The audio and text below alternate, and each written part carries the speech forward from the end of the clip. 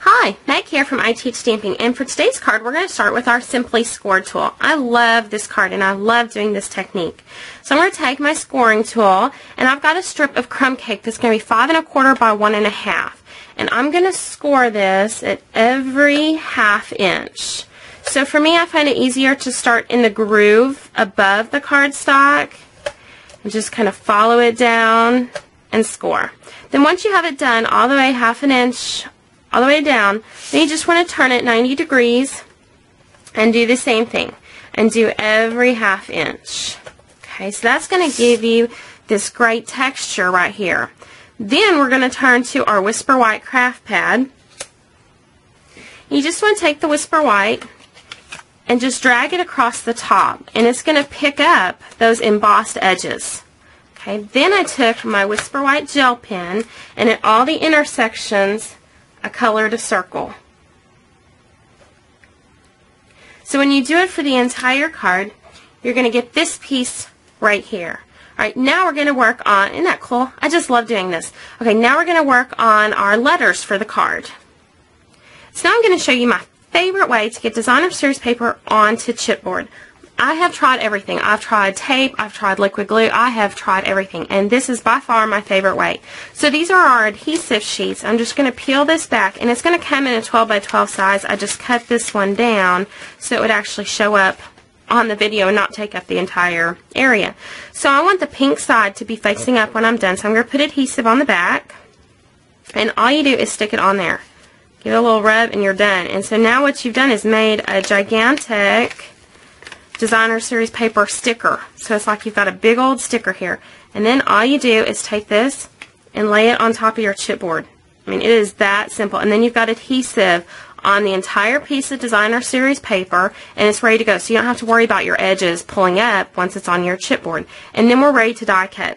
So I'm going to be using the simple letters from Stampin' Up, and I'm going to be spelling out the word joy. I know that's normally used for Christmas cards, but I need it for this card. So I'm just going to lay this designer series paper facing down and then get my other cutting plate.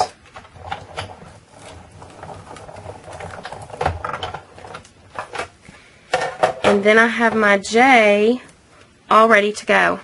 Look at that. And it's got adhesive all the way around. I don't have to worry about any of the edges from that DSP pulling up. It's done. So I'm going to get the rest of my letters cut.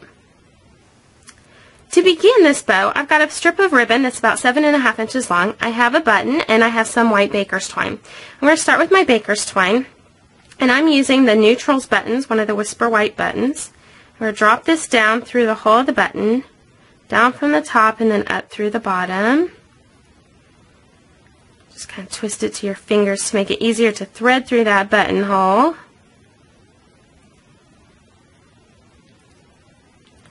And grab it. Okay, so on the back side, I'm going to leave this kind of loose for now.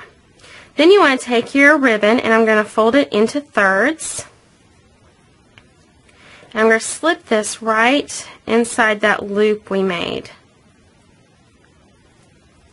I'm going to pull my baker's twine pretty tight. Now I'm going to tie this in a single knot to begin with.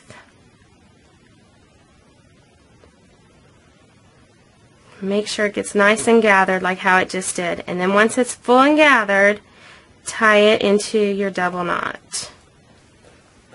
I'm going to grab my scissors and give this a trim. And then you just take your tails and pull them in the same direction. And then trim as needed. Now, how easy was that to create that bow? So I've got a piece of Whisper White cardstock that's going to be 4 1/8 by 5 3/8, and I have a strip of crumb cake that's going to be 5 1/4 by 2 1/2. Now I'm going to take that piece that we did our beautiful dry embossing on with our Simply Scored diagonal plate and our white gel pen and our Whisper White craft ink. I'm going to layer these onto the front of that Whisper White. Then I'm going to take a piece of pretty and pink ribbon. This is the satin ribbon. Give that a trim. and this is going to cover up our seam. So the reason I did the crumb cake in 2 different pieces was so I didn't have to dry emboss all of it or worry about start and stop lines for it. So I'm just going to wrap this around to the back side. I have mini glue dots on the back, and then this is going to layer onto the front of our card, which is a piece of crumb cake that started at 5.5 by 8.5, and I scored it at 4.25. So let me fold this and put that into place.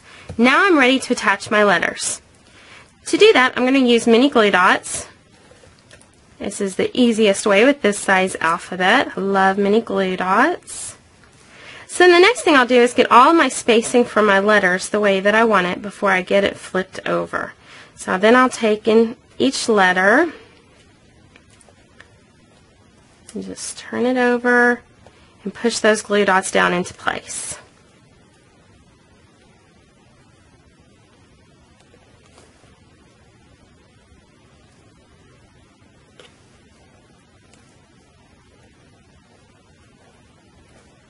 Then I can put my cute little dot from my J right there. And then I've got my bow that we made.